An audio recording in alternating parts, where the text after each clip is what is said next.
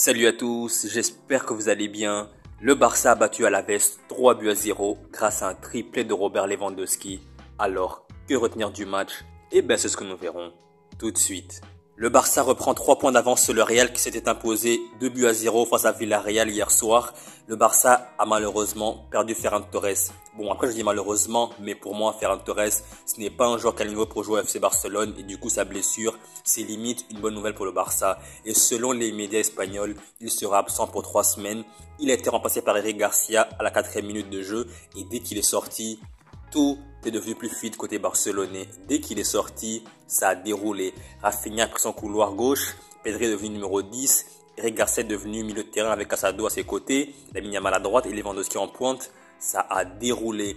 En 30 minutes, le Barça a mis 3 buts, 2 passes décisives de Rafinha, une passe décisive de Eric Garcia, triplé de Lewandowski qui a maintenant 10 buts en Liga. Il est le seul et unique meilleur buteur de la Liga, c'est le Pichichi. Et c'est vraiment une très belle après-midi pour le FC Barcelone qui reprend 3 points d'avance sur le Real à 2 semaines du Classico qui sera très important pour la suite de la saison. Le football, ça va vite. Le football, ça va très vite. Pourquoi je dis ça? Eh bien tout simplement parce que je regarde Rafinha par rapport à l'an dernier, par rapport à il y a 2 ans. Aujourd'hui, c'est un joueur indiscutable dans le 11 de départ du Barça. Et d'ailleurs aujourd'hui, vu que Ter Stegen est blessé, il est du capitaine du Barça. C'est vraiment un joueur complètement transformé. On sent qu'il est libéré, on sent qu'il joue en confiance. Depuis le mois d'août, depuis le début de la saison, il est vraiment en train de prendre une autre dimension. Cet après-midi, face à Alaves, il a donné 2 passes décisives pour Lewandowski. Il est vraiment à un niveau très élevé. Avec le ballon, sans ballon, dans les efforts défensifs, offensifs, il est là. C'est vraiment un joueur complètement transformé. Et dire qu'en fin de saison dernière, tout le monde pensait qu'il allait partir en Arabie Saoudite ou retourner en Première Ligue. Mais au final, aujourd'hui, il est titulaire indiscutable au Barça et il est l'un des capitaines du club. C'est vraiment pour ça que je dis que le football, ça va très vite. Et Rafinha est un exemple que quand un joueur ne joue pas forcément bien, c'est pas qu'il n'a pas le talent, il n'a pas le niveau. C'est peut-être qu'il n'est pas en confiance ou d'autres paramètres à prendre en compte aussi. Mais Rafinha, vraiment, je suis très content de ses progrès. Il a 27 ans aujourd'hui. Il est dans ses meilleures années footballistiques et je pense que cette saison, ce sera vraiment la saison où il sera définitivement un joueur confirmé et avec le temps, il sera l'un des meilleurs joueurs du Barça cette saison. Et il est déjà pour moi dans le top 3, mais à ce rythme-là, il va le demeurer. Même s'il y a d'autres joueurs comme Gavi qui va revenir de blessure, De Jong qui est revenu de blessure, Pedri, Lamine Yamal, Lewandowski, mais pour moi Rafinha, il est pour moi aujourd'hui dans le top 3 des meilleurs joueurs du Barça depuis le début de la saison. Malheureusement pour nous les spectateurs, tout s'est joué en première mi-temps. Littéralement, tout s'est joué en première mi-temps. Le Barça a claqué 3 buts en 30 minutes et au retour des vestiaires à la deuxième mi-temps, il ne s'est quasiment rien passé. C'est comme si les joueurs du Barça se sont dit que le score est acquis, ils n'ont qu'à faire tourner le ballon et le temps va passer. Vraiment, en deuxième mi-temps, il ne s'est rien passé. Il y a eu une accumulation d'hors-jeu pour Alaves. Ils ont eu plein d'occasions, mais il y avait que des hors-jeux. Je pense qu'il y a eu au moins 15 ou 16 hors-jeux d'Alaves, notamment en deuxième mi-temps. C'était vraiment abusé. Et ils ont eu des occasions pour revenir au score parce que le Barça a baissé le pied très clairement. Et personnellement, je trouve que Cubarsí, depuis quelques temps, il n'est pas trop au niveau de l'an dernier. Il est vraiment à un niveau un peu inférieur à celui de l'année dernière, contrairement à Nico Martinez qui lui est monté en puissance. Et Iñaki Peña dans les cages, pour moi, c'est vraiment pas rassurant. Il a un âge avancé, 27 ans, et pour moi, c'est vraiment pas un gardien fait pour le Barça. Déjà de base, c'est le gardien numéro 2. Ter Stegen s'est blessé, Chesney est arrivé en renfort.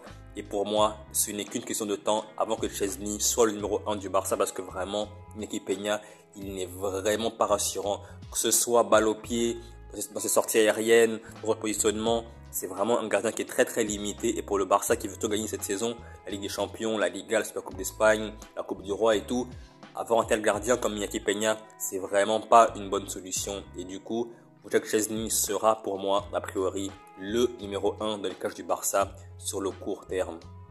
Personnellement, je trouve que le Barça joue en bloc très haut, mais vraiment très haut. Pour moi, le Barça devrait jouer avec un bloc un peu plus bas. Pour l'instant, les adversaires du Barça ont été à la portée du Barça, c'est vrai. Le Barça est leader de la Liga, le Barça a gagné contre Young Boys de Berne il y a 3 jours et aujourd'hui face à Alaves avec un bloc très haut de la défense. Mais face au Real, face au Bayern, face aux grosses équipes en Ligue des Champions, jouer avec un bloc si haut, pour moi, c'est limite suicidaire. Pour moi, c'est limite très dangereux. c'est pas une chose à faire. Contre des adversaires qui ont des ailiers très rapides comme Vinicius, Michael Olise, Leroy Sané, des joueurs du style, ça va être très très compliqué. Et du coup, pour moi, Hansi Flick va devoir faire des réajustements tactiques et jouer avec un bloc plus bas face aux adversaires qui ont un très gros niveau. Parce que là, c'est vraiment très dangereux, mais vraiment très dangereux. Je sais pas s'ils se rendent compte, mais avec ce bloc haut là, s'il n'y a pas hors-jeu, c'est un face-à-face garanti face au gardien de but du FC Barcelone. Et pour moi, il va vraiment falloir contre Bayern Munich, contre le Real Madrid, jouer en bloc plus bas lors de la perte de balle.